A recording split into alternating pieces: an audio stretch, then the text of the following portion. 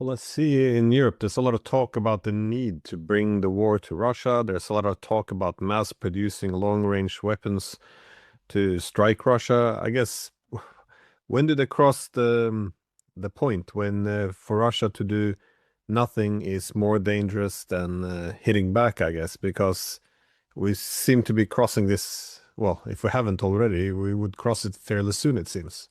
No, it's been crossed a long time ago. You have major Western nations, Germany, France, Great Britain, and others openly articulating the necessity to engage Russia in open armed conflict by the end of this decade, 2029, 2030. We now have Pistorius, the defense minister of Germany, openly saying that Russia is our enemy and we need to prepare to go to war.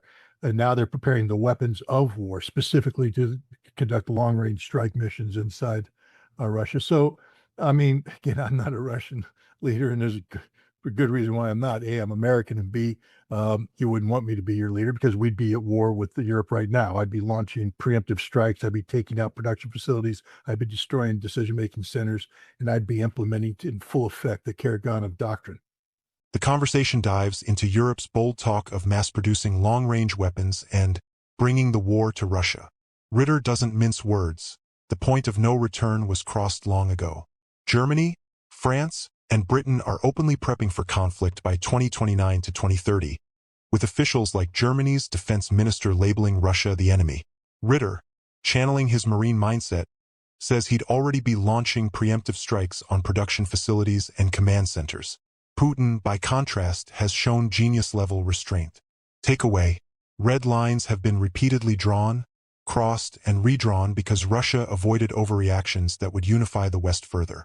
This patience allowed Russia to maintain battlefield dominance through attrition while the West tested boundaries. But now ambiguity is gone. The West is openly participating, and Russia faces a new reality. Ritter highlights how this isn't random. It's a calculated push, yet Russia's strategic depth and resilience keep them prevailing. The segment underscores a critical truth. Restraint has limits when survival is at stake, and the West's overconfidence is blinding them to the coming backlash. If you're enjoying these sharp insights into global flashpoints, smash subscribe to World Talk Recap for more hard-hitting recaps that cut through the noise. Well, it appears though that yeah, no, it's very strange if you listen to the rhetoric 4 years ago, the caution and something that sounded like rational arguments and concern about being participants in the war, where the rhetoric now it's very far apart. But a lot of these attacks on Russia now they were evidently so has gone through the Baltic states. Then we're seeing especially Estonia and Latvia. Of course, they have to transit through Lithuania as well if this is going to work. But uh,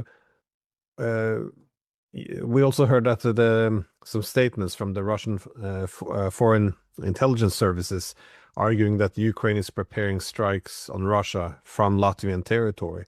Uh, I mean, once the Russians make these statements, aren't they committing to something? Because if they say we know it's happening from Latvia, but we're not going to do anything, it seems that this will become an impossibility.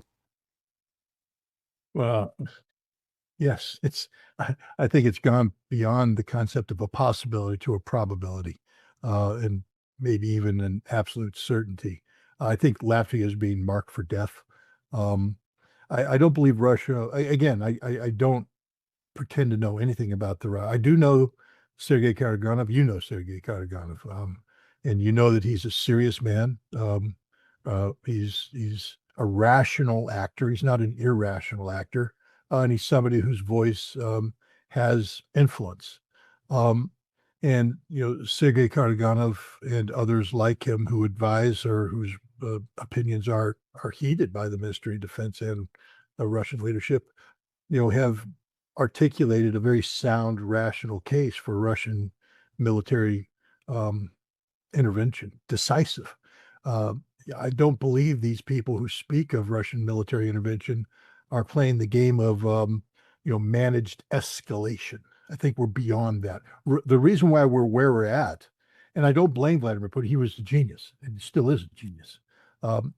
He has been managing the escalation ladder in perfect form, because never once prior to this most recent era in this war did Ukraine pose an existential threat to the security of Russia. It was always the potential, but we know that the West has been articulating in favor of the strategic defeat of Russia since the beginning of the special military operation. We know this, and we know that they have been pushing Russia, pushing Russia, pushing Russia. Russia sets a red line, it gets crossed. Russia resets the red line, it gets crossed. Now Russia resets it for a reason, because the crossing of the red line was designed, was done by design to get a Russian overreaction, so that the West could mobilize support and solidify support on behalf of Ukraine. It was Russia's goal and objective to keep the West, from being able to do that. So you don't overreact. You allow the red lines to be crossed, because at the end of the day, it didn't change the ultimate calculation. Russia still prevailed on the battlefield. Well, Russia's still prevailing on the battlefield today.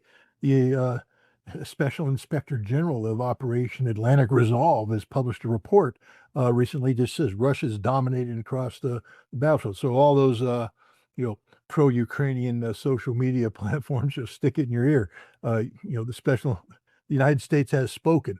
And even that report, is very conservative in terms of, giving a lot of credit to Ukraine and NATO that simply isn't reflected by reality. But their conclusions are Russia maintains operational strategic dominance across the spectrum of this conflict. And that's what Russia has been seeking to do, to wear not just Ukraine down, but the collective West down through a war of attrition.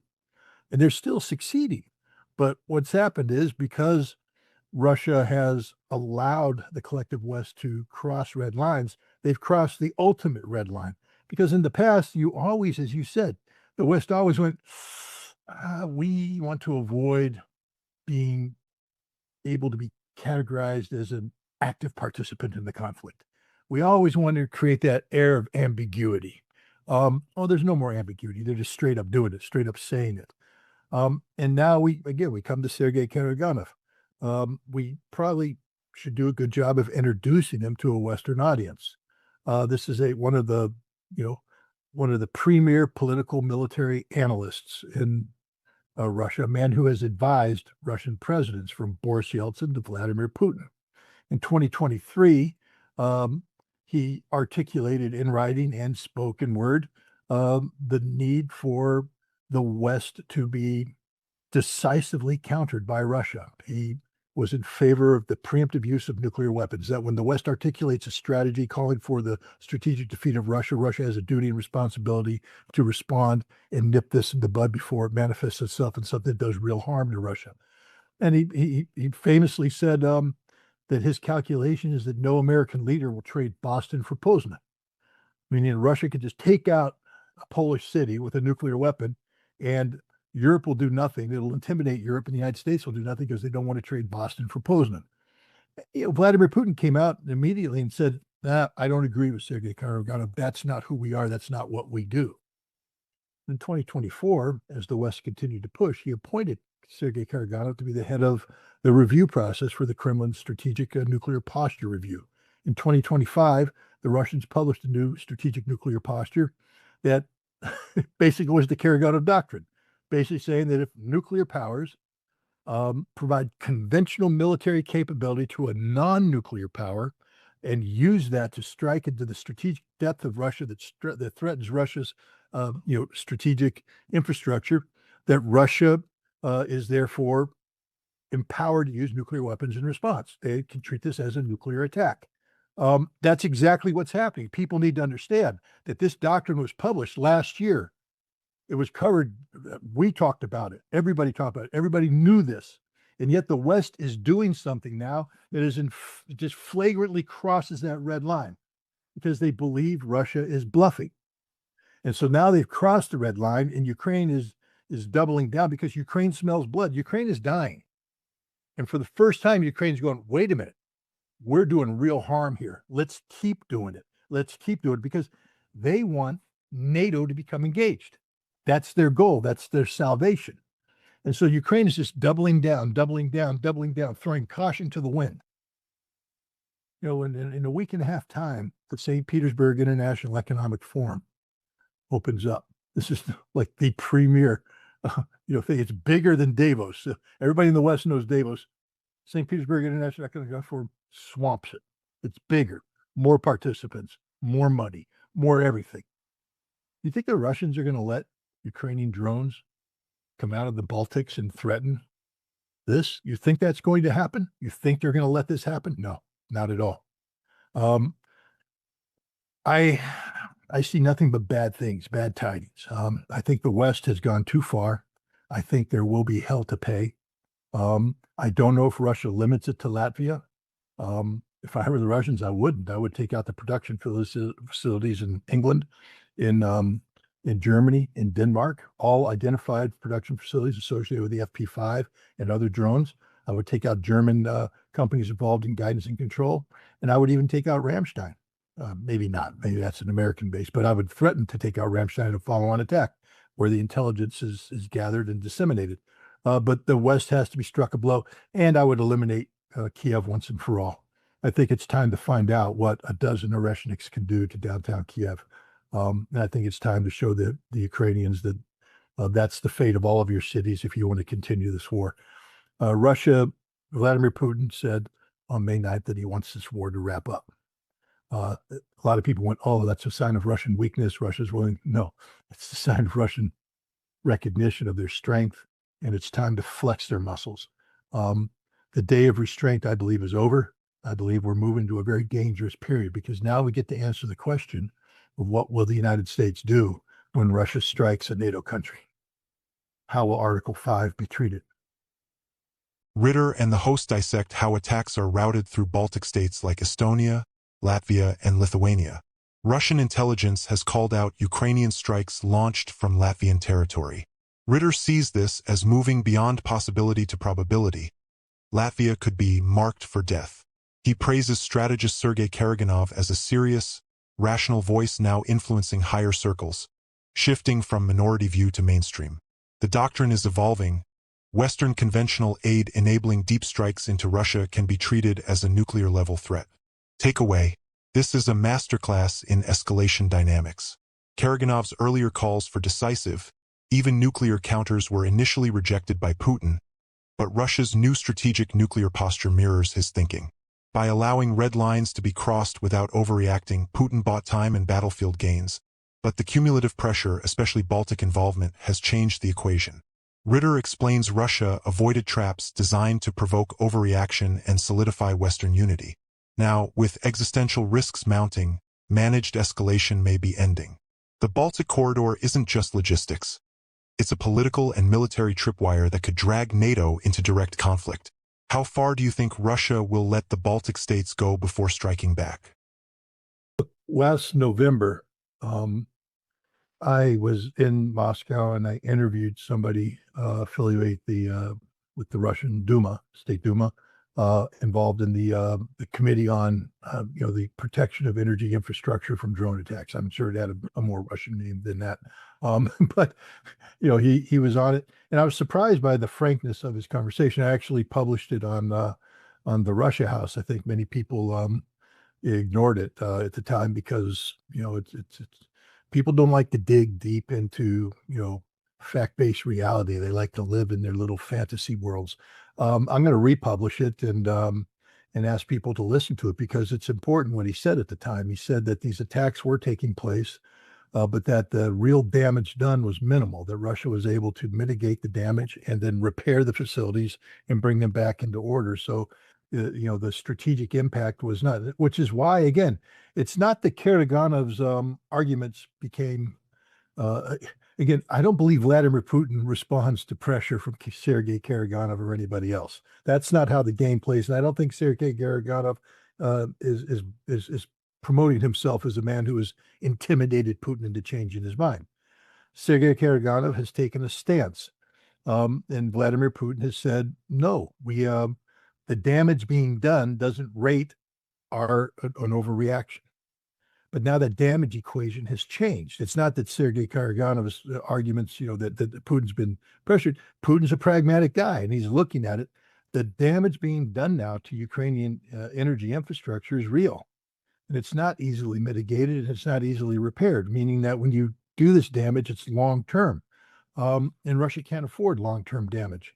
Again, there's things that happen in Russia that we're not aware of, and I believe Russia, the idea that Russia operates on the margins is absurd. I believe Russia probably has strategic reserves just like everybody else, and I believe that they're able to ride this out, because you see a lot of people talking about Russia's, export volumes having dropped significantly, but the potential for, the production of, refined products for export is being impacted. And at some point in time, the reserves run out, and if you haven't brought this potential back up, you're going to have a gap, and it's going to be meaningful.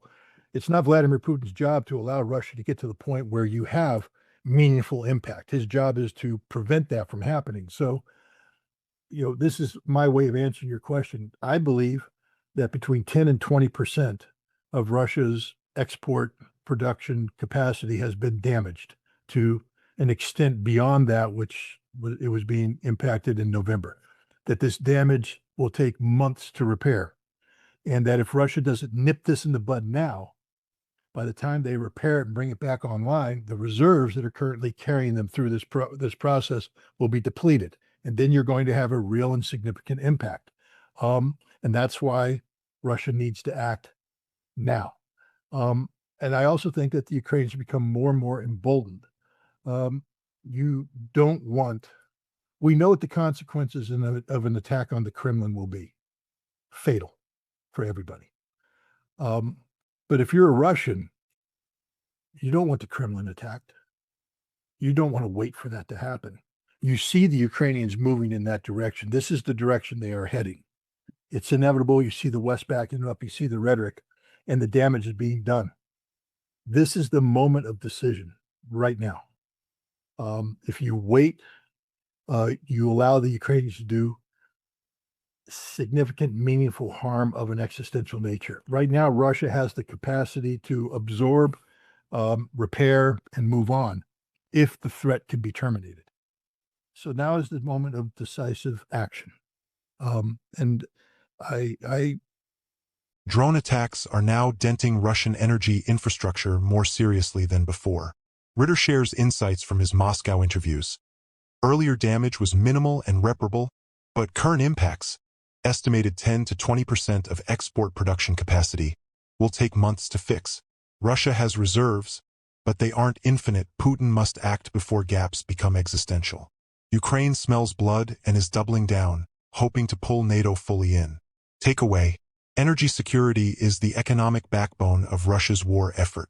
Ritter's on-the-ground sourcing shows a pragmatic shift. Damage that was once absorbable now threatens long-term production and exports. This isn't about immediate collapse but preventing a meaningful strategic weakness. Combined with upcoming events like the St. Petersburg International Economic Forum, bigger than Davos, Russia cannot tolerate ongoing threats. The segment brilliantly illustrates Putin's calculus. Restraint served its purpose when threats were containable, but proactive defense of core interests is now mandatory. Ukraine's desperation and Western blindness are accelerating a reckoning. If you're finding this recap insightful, hit that subscribe button for World Talk Recap, and don't miss future deep dives into these critical global shifts. Again, I don't want to speak on behalf of anybody. It's just assessments. And as we all know, assessments can be wrong. But I have to say, on May 9th, the whole scene around Victory Day was, look, you're a specialist. You lived in Russia. You know the Russians. This was a different May 9th than I've seen in the last 4 years since the special military operation began. This was a May 9th of deathly seriousness. At the embassy, the ambassador spoke incessantly about unconditional surrender, unconditional surrender, unconditional surrender, linking Nazi Germany and the Ukrainian government in a way that had never been done before. They spoke of Germany as a permanent enemy, not as a former enemy that Germany is the enemy today, is the enemy. This was the language. Dmitry Medvedev, who has always been sort of the bad, crazy cop to Putin's good, sane cop, um, you know, wrote an article in RT. What's the importance of RT? RT English. It's an article written for the West to read. It's designed for Western consumption, but it's an article that speaks with the force of the Russian government. This is Russian state media. This isn't Medvedev putting a social media post out on X.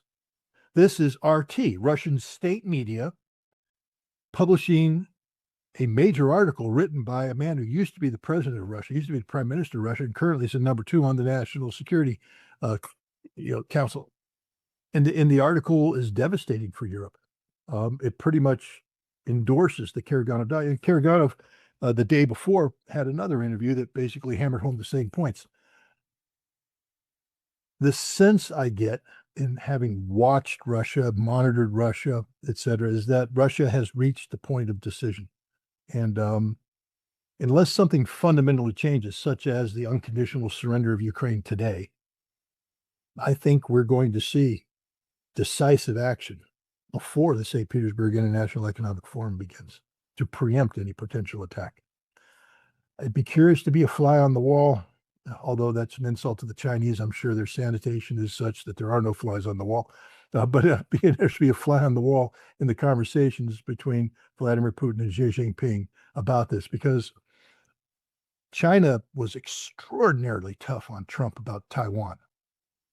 And the Chinese know that Ukraine is as important to Russia as Taiwan is to China. And so, the Financial Times playing their MI6 stupid mind games, putting out this stuff about how, Xi Jinping told Trump that Putin overstepped. Hey, just the simplistic stupidity of this.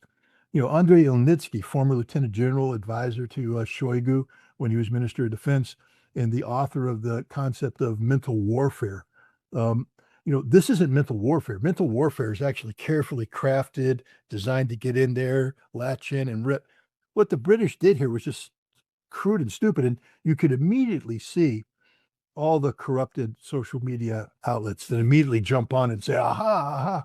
I mean, it's just brain dead people. No, that's not the case at all. But I do believe that this is a very important meeting, and that, look, Russia needs China. There's no doubt about that. Russia needs China, and China needs Russia.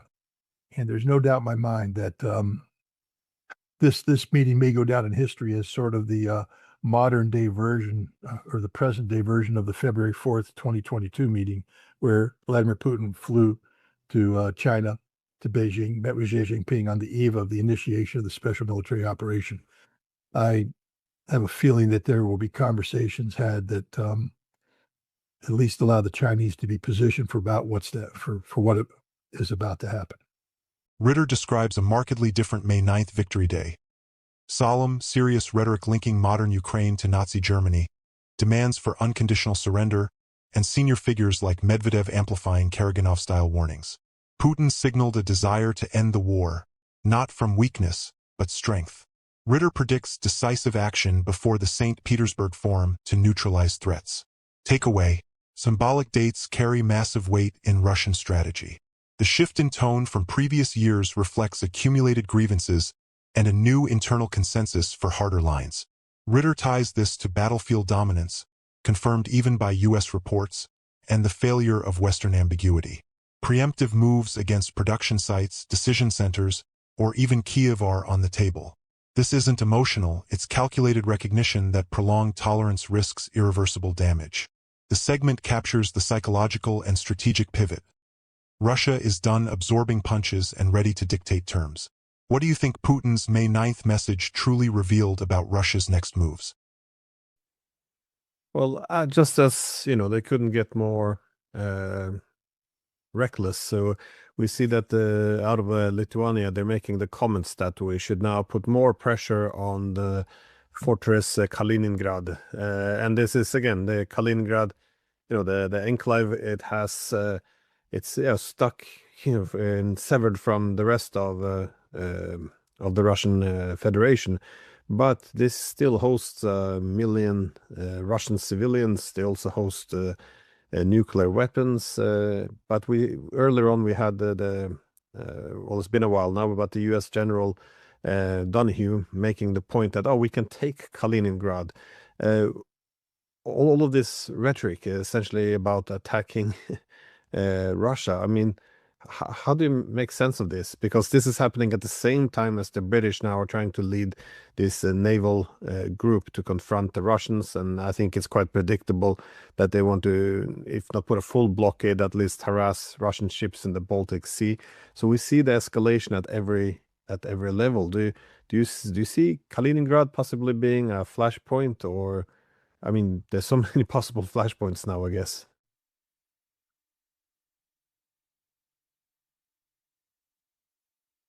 I mean, it could be because we're talking about insanity. You know, I publicly cautioned General Donahue, not that he would listen to me, but I said the quickest way to ensure that you end up being marked with a stone at Arlington, your body won't be recovered, but there'll be a stone at Arlington, is to attack Kaliningrad, because the Russians will instantly kill you, your command staff, and everybody affiliated with this attack. You know, it's just stupid. The Estonians making similar things, you know, Latvians threatening. I tell you, the quickest way to make Kaliningrad not an enclave is to attack Kaliningrad, because we're going to see the Baltics become Russian again, and they'll become Russian overnight. You know, that's just the reality of it. If that's the game they want to play, Russia doesn't want to do this, but you know, Russia's not going to yield on this point. And if it does become a flashpoint, it's a flashpoint that marks the total eradication of the Baltic states, which will be interesting, because then what will NATO do? Nothing. They can do nothing. The Baltics have always been this exposed appendage that, you know, is Sweden now going to commit suicide, come in and save the Baltics? The Finns are going to make an attack on the Kola Peninsula and Viborg to save the Baltics? No, because that would be the end of Finland, and that would be the end of Sweden. I mean, these nations joined a failing military alliance that has no political viability and zero military capacity to meaningfully project power. I just don't understand, you know, where is the commander of, you know, NATO forces telling the military council to tell the yappy Baltic poodles or chihuahuas to shut up? I mean, because the rhetoric is fatal to NATO. If you want to have NATO totally collapse, show that Article 5 is absolutely meaningless. And the best way to show that Article 5 is absolutely meaningless is to provoke the Russians. What does the British fleet think they're going to do besides sink? I mean, it's stunning. They all believe Russia's bluffing. They all believe Russia's bluffing. I mean, and they misunderstand patience and pragmatism for weakness. The discussion turns explosive. Kaliningrad as a potential flashpoint, Baltic rhetoric about pressuring the enclave, and British naval posturing in the Baltic Sea.